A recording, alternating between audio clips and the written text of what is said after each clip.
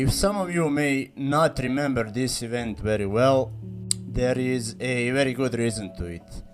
And that's because this event, whether you remember it or not, is rotating actually every 2 years. So that's why this event was not up last year. There was some other event in its place, and there is another event that's gonna come in August that also rotates as this event. So basically it means that it's gonna appear this year, but next year it won't appear, and it won't come back again until 2026. So yeah, at the very least, this makes at least GMs look like they care actually about the game, which you cannot really say. Like, none of us can, based on the last few years of experience with them. But anyhow, that's not the point. Point is the event. So, Theo Herald and Smart Apprentice. At Theo Herald you get the quests for the corresponding tokens, guard tokens, and at the Smart Apprentice are all the exchanges. Now then, so there's 4 quests in total.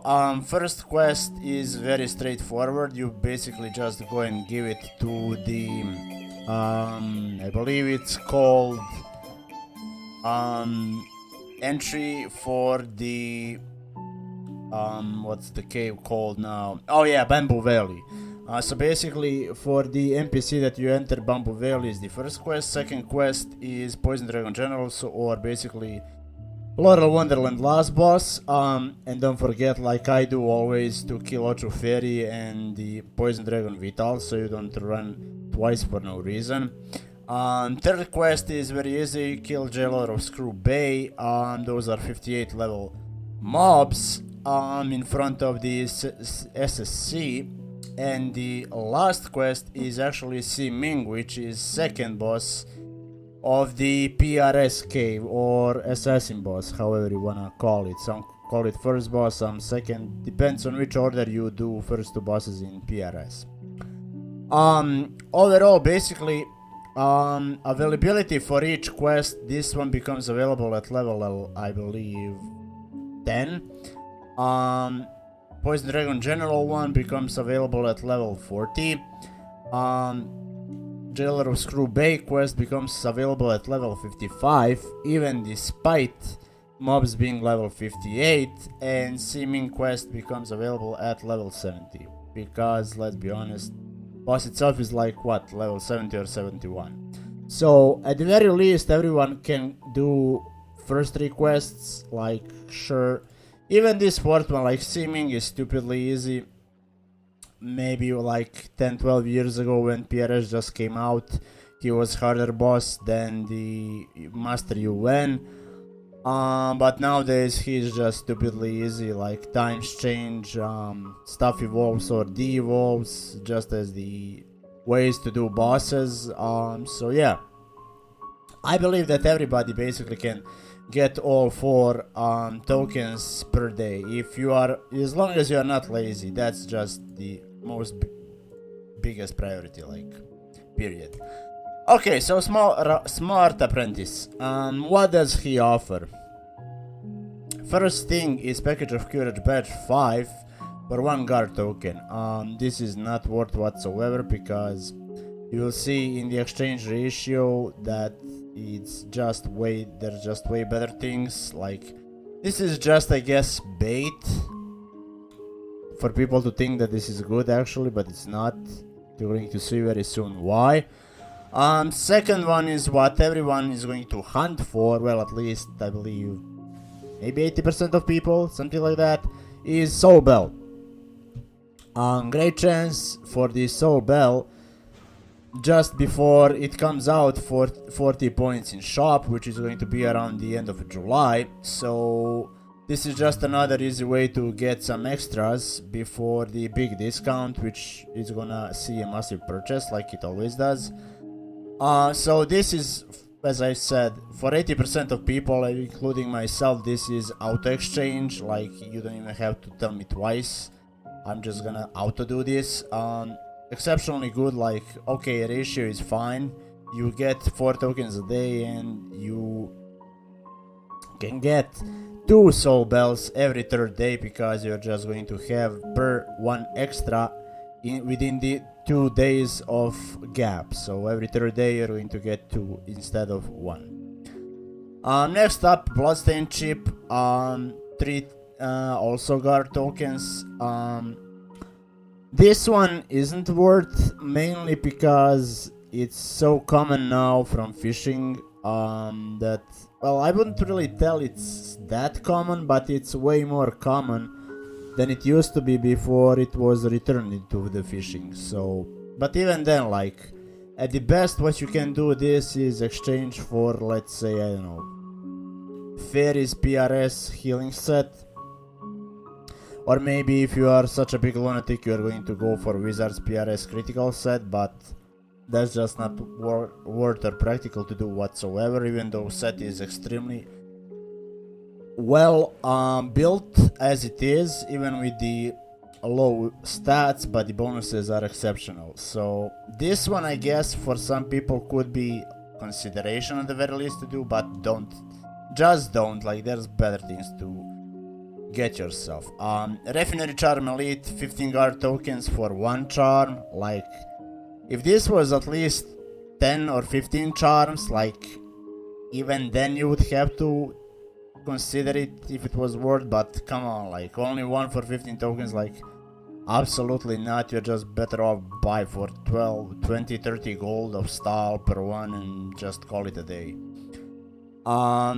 Crystal Titanium Stone, 22 guard tokens. Now this is probably the most interesting stuff out of this event. Just because it's interesting doesn't mean that it's good. Basically, this is the worst that you can pick up. This Crystal Titanium Stone specifically, which you can see that only works for +8 combining of gear or whatever you choose or already that you want to put as +8. This one was only available few years ago from the Christmas event. But in the meantime, it was removed or the quest was changed as a reward into something else. But I very well remember this one because I got one maybe way back in 2019 or 2020, like it was way 4 or 5 years ago at the very least. Back then it was okay, like cool, like it's a unique stuff. But for this event specifically, like only one, and it's 22 tokens. Like, come on. Even if it was halfway that, it still wouldn't be worth it. But 22, like, no. Like, just because it's different and it's unique thing doesn't mean that it's actually good, because this is obviously horrendous. And the last item that probably other 20% of people outside of those 80 that are going to hunt Soul Bell is going to be Bright Ruby. Why Bright Ruby? Well, basically, idea is simple. A lot of people already got their rings and amulets maxed out, so and that also would include the probably super skill. So what else are you gonna do from this event if that is the case, other than get yourself Bright Rubies for a combine of your set? I do know already a couple of people that are gonna just go for Bright Ruby instead, because sure, like, they could have gone for either Soul Bell as well, but they have decided, like, Soul Bell is bottable, Bright Ruby you really have to either buy under a discount or just wait that you get it from some event or something like that. So Bright Rubies don't really come all that easy. As I've said, like, whether you're lucky to drop it somewhere, even that is like, I don't know, maybe 1 in 100 something runs of a cave. I don't know. I know that Pirate Lair drops Bright Rubies, PCP drops like Bright Rubies, maybe DR, like, but I've yet to see one, so I don't know. But I get it that the Bright Ruby is overall just hard to get.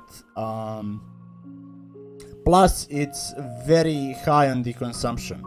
So yeah.